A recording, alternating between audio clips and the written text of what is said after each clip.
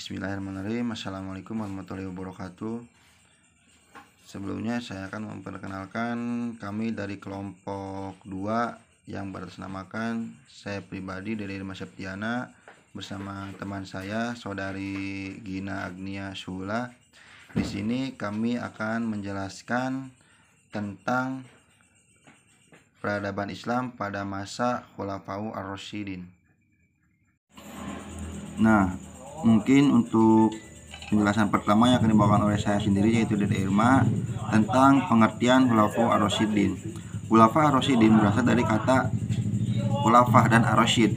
Kata khulafah ialah jamak dari kata khilafah yang berarti pengganti. Sebaliknya ar-rasyidin artinya mendapat petunjuk.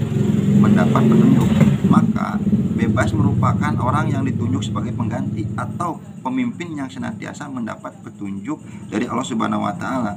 Para khulafaur rasyidin ialah teman Nabi Muhammad SAW, yaitu yang pertama Abu Bakar As-Siddiq, yang kedua Umar bin Khattab, yang ketiga Utsman bin Affan, yang keempat Ali bin Abi Thalib.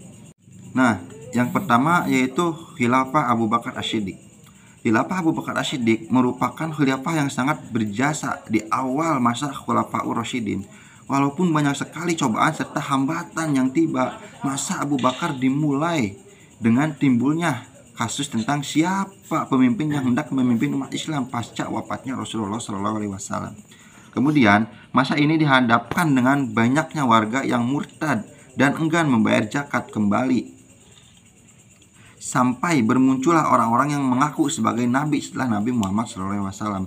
Berkat ketegasan Khalifah Abu Bakar dan keteguhan hati para sahabat, permasalahan yang timbul dapat ditangani serta distabilisasikan kembali.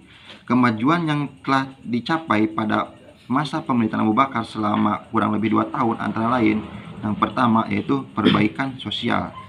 Nah, yang pertama yaitu perbaikan sosial.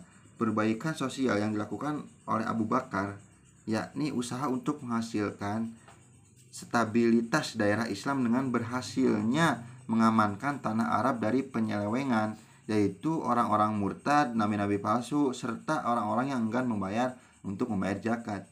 Nah, yang kedua, perluasan serta pengembangan wilayah Islam. Ada pula usaha yang ditempuh untuk perluasan serta pengembangan daerah Islam. Abu Bakar melakukan perluasan wilayah keluar Jazirah Arab. Wilayah yang dituju adalah Irak serta Suriah yang berbatasan langsung dengan daerah kekuasaan Islam. Kedua wilayah itu menurut Abu Bakar wajib ditaklukkan dengan tujuan untuk menguatkan keamanan daerah Islam dari serbuan dua adik kuasa, yaitu Persia serta Romawi atau Bizantium. Nah, yang ketiga atau C, pengumpulan ayat-ayat Al-Quran. Sedangkan usaha yang ditempuh untuk mengumpulkan ayat-ayat Al-Quran adalah atas usul dari sahabat Umar bin Khattab yang merasa khawatir akan kehilangan Al-Quran. Sehabis para sahabat yang hafal Al-Quran banyak yang gugur dalam peperangan, terutama waktu memerangi para nabi palsu. Sebab lain karena ayat-ayat Al-Quran banyak berserakan, ada yang ditulis pada daun, kulit kayu, tulang, dan sebagainya.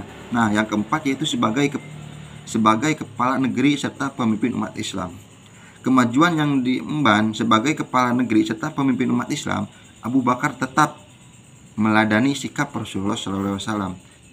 Abu Bakar itu tetap selalu meneladani sikap Rasulullah SAW. Bahkan prinsip musyawarah dalam pengambilan keputusan serta yang dilakukan oleh Nabi Muhammad SAW senantiasa dipraktekkan oleh Abu Bakar sendiri.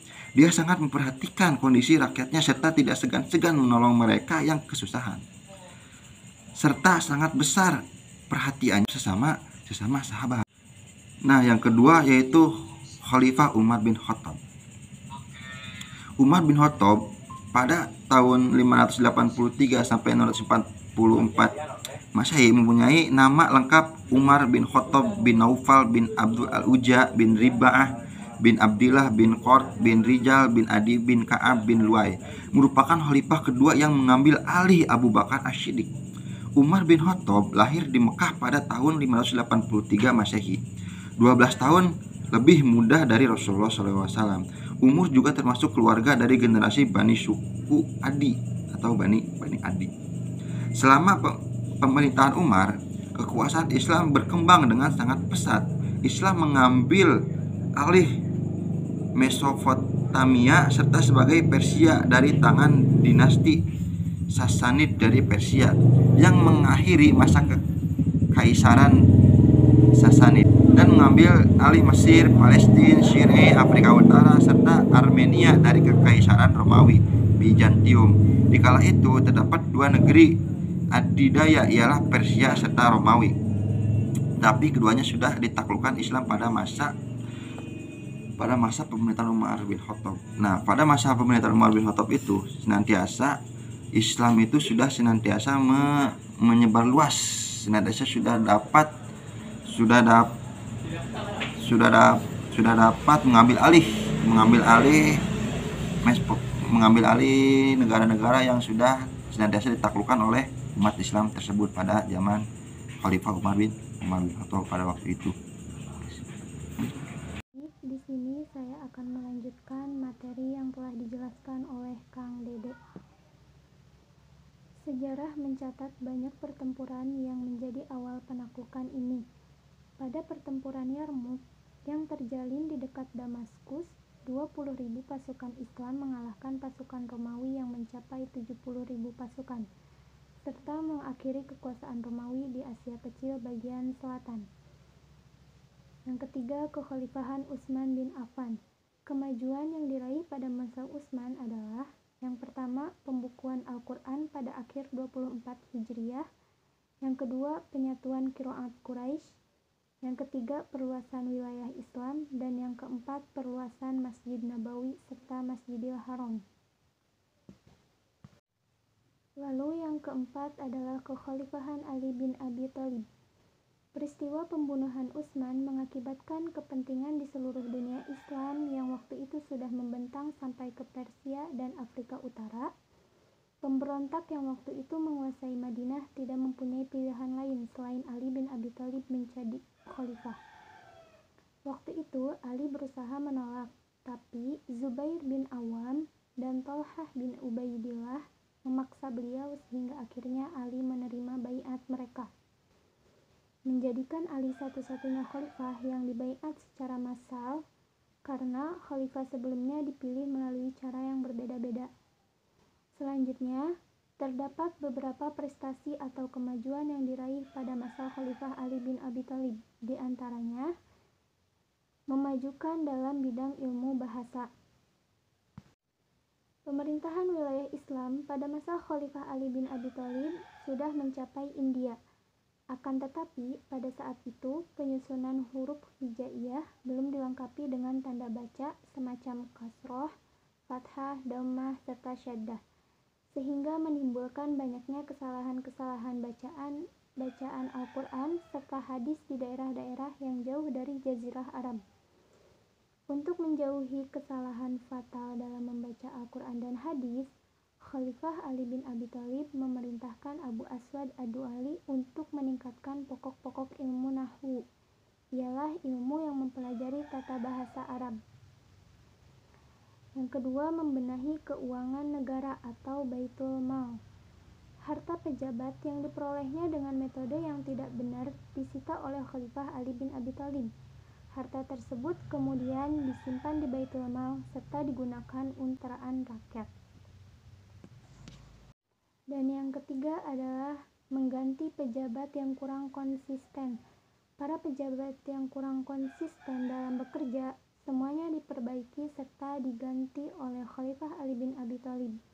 Akan tetapi, pejabat-pejabat yang diganti tersebut banyak yang dari keluarga Khalifah Utsman bin Affan. Dampaknya, kian banyak golongan Bani Umayyah yang tidak menyukai Khalifah Ali bin Abi Thalib. Dari pembahasan tadi, maka yang dapat diambil kesimpulannya ialah perkembangan peradaban Islam pada masa Khulafaur Rasyidin mengalami kemajuan yang sangat pesat. Hal tersebut ditandai dengan pembangunan di berbagai bidang, misalnya perluasan wilayah kekuasaan, pertahanan militer, pembangunan armada angkatan laut, pembentukan lembaga Baitul Mal, pembangunan sarana ibadah, pembukuan Al-Quran, pengembangan ilmu pengetahuan, dan lain sebagainya. Mungkin sekian yang dapat saya sampaikan Kurang lebihnya mohon dimaafkan. Nah, mungkin cukup sekian yang bisa kami sampaikan. Kurang lebihnya mohon maaf bila ada kesalahan, karena kesalahan datangnya dari diri saya pribadi dan kebenaran mutlak datangnya dari Allah Subhanahu wa taala. Sekian, wabillahi taufiq wal hidayah. Assalamualaikum warahmatullahi taala wabarakatuh.